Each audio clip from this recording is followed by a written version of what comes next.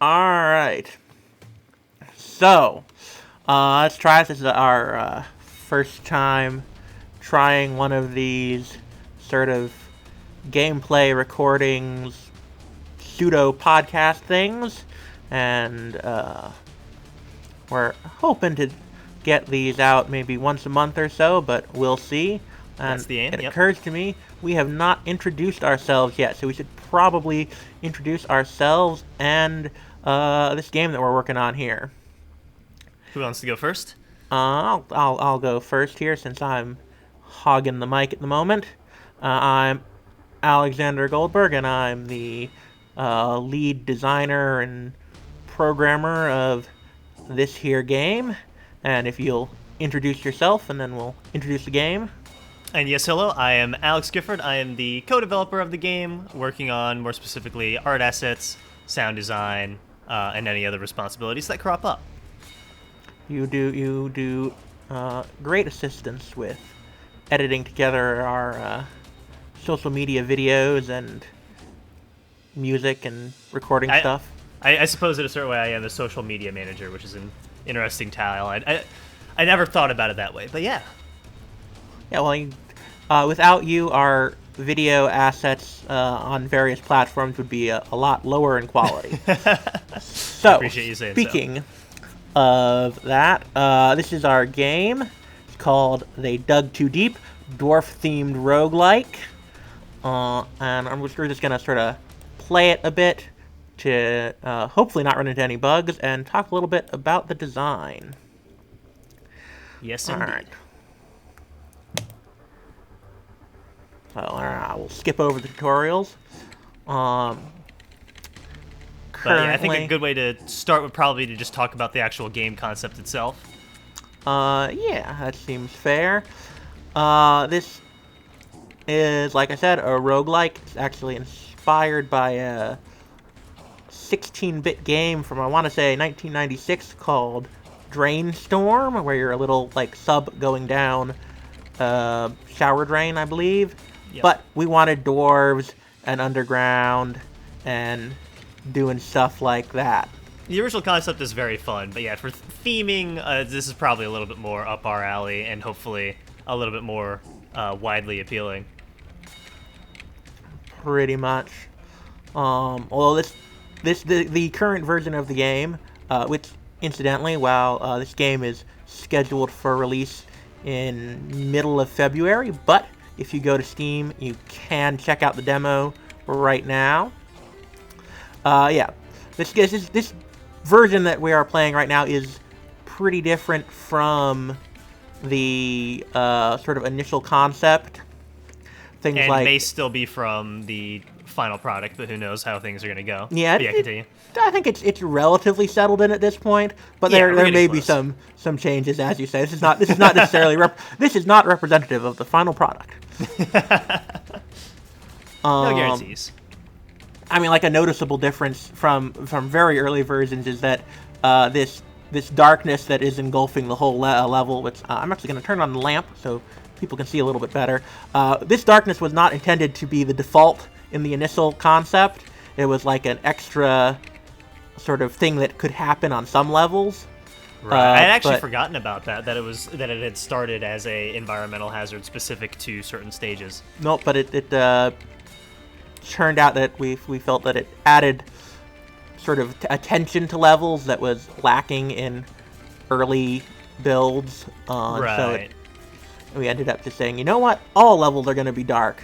And exactly, yeah. Kind of led to a lot of different mechanics, like this pretty little torch there being relevant. Yeah, I think that there's a lot of examples where we found elements of the game and evolved them to the point where they were part of the core identity because it gave us opportunities to kind of play around with those mechanics and to see what we could then develop. So yeah, specifically for like the light mechanic, how it made it so kind of like the quest to go from stage to stage is difficult in a specific way because of the visual information. And on top of that, you had then the interactions with like light sources, and then the player managing the economy of the lamp, all that stuff. So a really interesting blossoming of that mechanic. This is true. I mean, I know that a problem isn't quite the right term, but there was definitely a play style in early builds where people just made a beeline toward the exit. Oh, look, the exit. And Right, yeah. and didn't really interact with anything on the level, and so that kind of making everything dark gave people the sort of push to explore the level more than just sort of leaving. Right. And oh look, I got to a store, so I can get a new weapon. Excellent, yeah. So while I'm purchasing stuff here, Mr. Gifford, do you want to talk a little bit about some of the art that's very nice here? Absolutely, I would love to. So the art assets in the game are primarily developed from 3D models, actually. So all of these are built inside of Blender. We have various models for characters, for weapons, for enemies, all of that. And then once they are complete, they are rendered out through a top-down camera view, and then cleaned up in Photoshop and brought directly into the game. And the intention for that is basically to create clean assets that don't take up too much space because they're sprites, and kind of create a unique look for the game. And also to cheat with like various poses and animations. So if we wanted to have the dwarf in various poses, instead of having to draw them with various different sprites, we could just use a skeletal rig and move their arm around a little bit and then call it a day. Yeah. Nothing at all to do with difficulties in drawing different perspectives of nothing things. At all. It Though, certainly was, bored of circumstance, but I'm very happy with it. I think that it could be improved in certain ways, but I think that it kind of gives the game a very unique charm and look. Yeah, there are. I don't mean to suggest that was the only reason that we went with that option. It's just it was one of the factors that was considered. To sort of in the art, I think that there are a couple of art. Most of like the monsters and stuff and weapons and various items are done in that. There are a couple of terrain elements which are derived from sort of stock art assets that we kit bashed. Like I think all of these rocks and stuff came from like a sprite pack of rocks that we adapted. Kind of slowly comes together, hobbled together. Weird Frankenstein of an art style, but I think it's looking pretty good. It's managed to be relatively cohesive. Yeah. Gonna keep that goblin from sneaking up on me. But yeah. Why don't we talk a little bit about the weapons throughout the game, some of like the various mechanics, because that's definitely an area that's kind of expanded very much over time. Oh yeah, it does. I think we had like 5 or 6 weapons when in the initial design, and now we have like 4 or 5 times that. I don't know exactly how many. The list has been growing exponentially. Off the top of my head, but yeah, I don't know. Do you remember when the crystal shotgun here only fired like one column of projectiles or one tile? I remember a very extensive history with the crystal shotgun and its balancing, and how it's basically operated. We've had a lot of different iterations of it, more than any other weapon. It's been a very interesting history with that. Oh, there's the exit. Yeah, if you haven't noticed, each time you go through the exit, enemies start spawning a little countdown until the chain is fully deployed, like you notice there. And then you can, hopefully not walk directly into a puddle of acid. This is another pretty important part of the game, where you sort of alternate levels between getting a new weapon and getting these runes, which have various effects. And which I'm going to get into just a moment, but I'm getting a little caught up in playing here instead of talking about the game. So let me totally just fine, I think. Purchase some weapons here. Oh, this is still one of the temp music tracks that we have in here. Yeah, the current shop theme. Yeah, Right, getting. right. This is one of the temporary boss tracks because we really put off finalizing the music for this, and then it was like a 2 or 3 week process of going through different variations Right. of stuff, but you ended up with some pretty good bangers. Well, thank you for saying so. Yeah, the music has kind of evolved in its own way as well. I mean, all of it's kind of been very process ridden, like kind of just going through it and figuring out experimentation and stuff like that. But I think the defining factor is I'm using a library called Opus. To kind of define the style of the game because we were very happy with it. It's a lot of very kind of acoustic, dry, real, kind of fantasy-sounding tracks, something that you maybe would hear out of like The Witcher, for example, but in a very different style, a little bit more modernized and a little bit more structural and very, very rhythmic. We've got a lot of banging and booming and a lot of hoos and hass, which is just my voice pitched down. Well, it worked with sort of the turn-based nature because, at least, I am not a music person for anyone listening, which is why I give those duties to my co-developer here. But at least as a player, I think that that rhythm, your brain fits the rhythm to the rate that you're moving at, regardless of whether it quite fits or not. It's like, yes, I'm clearly moving like on the beat, or I think I'm moving on the beat, whether I am or not. Right. Yeah. So yeah, we got some exciting things this level. When we leave, we'll have our first boss encounter, because there are various bosses every 3 levels. But first, I want to take a quick detour and talk a little bit about the rune system we got here. Yes, another very big and expansive part of the game. Yeah, so you have runes which have different effects.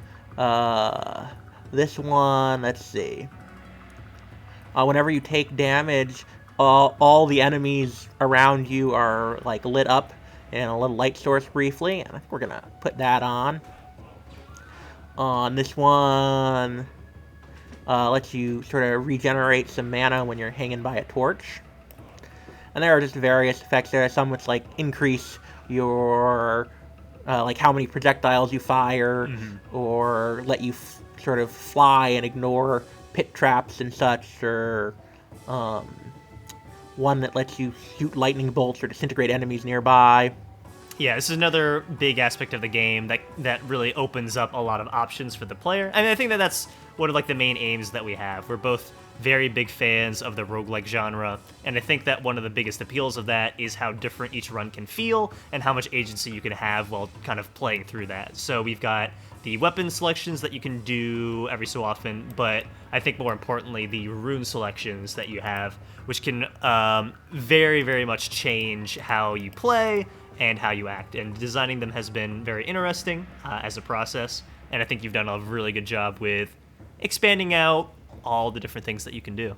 Yeah, I think there are 134 different runes, although don't quote me on that. I think it might only be 104, somewhere between 104 and 134. I don't remember the exact number. But there are a lot of runes, an extensive amount, that vary. In theory, they're each unique visually, because of how that doesn't really have any effect on the game, but like each rune is made up of 4 sort of sub-pictograms, and then that have like different meanings to them that vaguely describe what the rune's effect is. Right. You're taking some liberties here and there, but yes, I think that for the most part they're accurate. Like the rune that might boost your damage is made up of like the pictograms for more damage other thing. Yes. Or something. It's a very loose translation of what the rune effect is. And then I think there are a couple of runes which had their effects rewritten, and so whatever the graphic for them is doesn't represent that. But the main purpose for that was just to kind of have an easy way of ensuring that the runes looked different on a rune-to-rune basis. Yep. And then we've expanded that out with the kind of the rune categories, giving you tier benefits. Yeah. That would be the rune aspect was a pretty late addition, and we'll get off this rune tangent shortly and back to playing. But this over here on the right side of the screen, We have different aspects for runes. Like the 2 runes that I applied both have a light aspect, and one of them has an amplification aspect. And so when you apply 2 or more runes, you start getting like passive bonuses to stuff that kind of lets you is another way to make your build for a run beyond just like the basic rune effects, because specific runes have to be powered to gain their benefits, but rune aspects are just like, once you've applied the runes, you get them until you die or get to the end. Yep. So, like right now, because I applied 2 light runes, I have my fuel in my lamp lasts a little longer. But alright, now let's descend, let's fight these giant cave crawlers. Fantastic. Yeah, it's we're getting through a lot of content, but there's another aspect of the game that very much changes how each play goes, and what things you encounter. It's the bosses. I think that the bosses has been a really interesting area for exploring kind of like the mechanics of enemies and having them each have kind of unique traits. I mean, I think that that's true for many games, but especially here. Did we need to add some, probably more? Well, I don't know. I'm relatively satisfied with the number of bosses we have, but more bosses. The difficulty with bosses is coming up with bosses that feel distinct from all the other bosses. Yeah, they don't tread on past mechanics. And that is totally understandable. I was not keep walking into the sign and triggering the oh-so-helpful hint message. So they're for your viewing pleasure, to help you out just in case you have some trouble in the game. Let's see. There's one down. I only got to get the other one. I'm gonna go get some health real fast. Probably a good call, yeah. Although I was a little down there. Developer tip here: dynamite is the way to go when fighting this boss.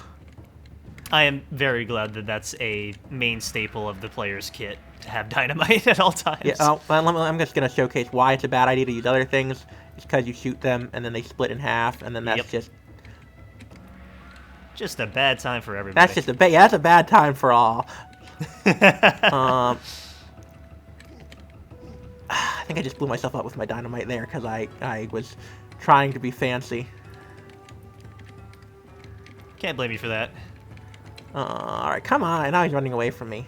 Stupid little snake. I'm getting sloppy here. Ah, there we go. There's our exit. So yeah, that is our first boss there. We're just gonna leave. Oh, that didn't sound good. Sounds like there are some auto turrets on that level. Let's see. We got a battle hammer, a shock bolt, some pheromone bottles, and let's see. We're gonna go with the shock bolt. That little thing. Let's see. We're gonna. I have a particular affinity for that weapon. Our maximum health a bit. Yeah, I like slamming them into like walls and stuff. Do I want to get some more fuel or get another key? I think I'm gonna get another key. Another few keys, because then I get better stuff from chests. Yeah. Who needs to see anyway?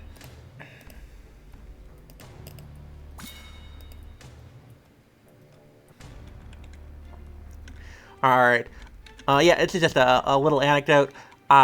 You can rearrange your inventory order specifically because the most frustrating part of the game that inspired this, Drainstorm, is that you couldn't rearrange your inventory. Whatever order you picked it up in was the order that it was in your inventory. Yeah, that was definitely an aspect of the game that whether or not it was intentional, it was, integral to the experience. And I think that that's one of the reasons why it didn't quite stick for me. And why I limited my playtime of the game to just for research purposes. Yeah, it was not ideal. Not particularly. But interesting to experience. It definitely was an aspect of the design, and I think that our game stands out for that reason, is that we didn't go for that aspect. Yeah, my instinct is that it probably wasn't. It was not necessarily intended, but Right. I don't. I don't know. It was made over 2 decades ago at this point, so